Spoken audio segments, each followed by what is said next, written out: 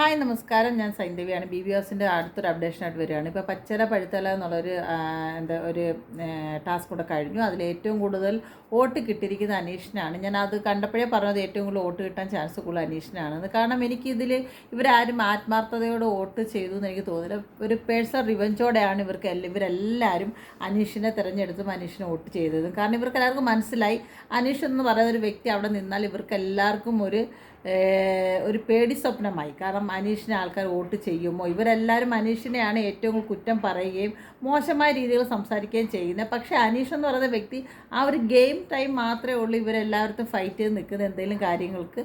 അല്ലാതെ ഒരിക്കലും അനീഷ് മാറി നിന്ന് ഒരാളെ കുറ്റം പറയുന്നത് നമ്മൾ ആരും കണ്ടിട്ടില്ല. പക്ഷേ ആ സ്ഥാനത്ത് ഏറ്റവും കൂടുതൽ നിൽക്കുന്നത് നമ്മുടെ അപ്പാനി ശരത്തും അതിന് അക്ബർ അലിക്കാരും, പിന്നെ അതിൽ കുറച്ച് വ്യക്തികൾ വേറെയും ഉണ്ട്, പല രീതിയിലുള്ള ആൾക്കാർ.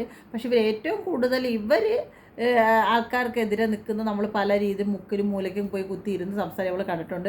അതുപോലെയാണ് നമ്മുടെ ഒനിയലിൻ്റെ രീതിയിൽ ഇവർ സംസാരിച്ച രീതി. കാരണം ഒനിയൽ പോകുമ്പോൾ അപ്പാനി ശരത്തിന് അവിടെ കാലും വെച്ച് അപ്പാനി ശരത്തിന് ചായ കുടിക്കണം, മറ്റേവന് അവിടെ കാലും വെച്ചിരിക്കണം. ഇവർ രണ്ടുപേരും മാറി പേഴ്സണൽ റിവെഞ്ച് എടുക്കുന്ന മാതിരി ഒരു ടോപ്പിക് അവിടെ നടന്നു. നമ്മളെല്ലാവരും അത് ഈ 24/7 ലൈവിൽ കാണുന്നതാണ്.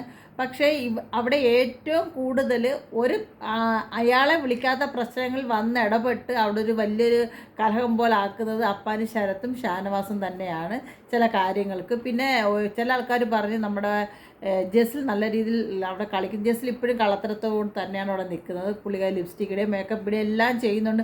നമുക്കെല്ലാവർക്കും അറിയാം, നമ്മളൊരു കയ്യിലൊരു മേക്കപ്പ് സാധനം പോലും ഇല്ലാതിരുന്നാൽ നമ്മുടെ ഫേസ് എത്രത്തോളം ഡള്ളാവുമെന്നും നമ്മൾ എത്രത്തോളമാണ് ക്യാമറ പോയി കാണിക്കാൻ പോകുന്നത്, ഇതൊക്കെ നമുക്ക് എല്ലാവർക്കും അറിയാം. പക്ഷേ ജസലിൻ്റെ ചുണ്ടിൽ എപ്പോഴും ലിപ്സ്റ്റിക്കും ഉണ്ട്, പിന്നെ ഫേസ് നല്ല മേക്കപ്പുള്ള രീതി തന്നെയാണ് ജസൽ ഇപ്പോഴും നിൽക്കുന്നത്. അതെവിടെ ഒരു മിസ്റ്റേക്ക് പോലെ ഫീൽ ചെയ്ത്. പക്ഷെ അത് ആരും പറയത്തില്ല. ഇവർക്കെല്ലാവർക്കും ഇപ്പോൾ വേണ്ടത് അനീഷ് എങ്ങനെയെങ്കിലും അതിൽ നിന്ന് പുറത്ത് പോകുക എന്നുള്ള ഒറ്റ ചിന്ത മാത്രമേ ഉള്ളൂ. കാരണം അത് നമുക്ക് പേടിയാണ്.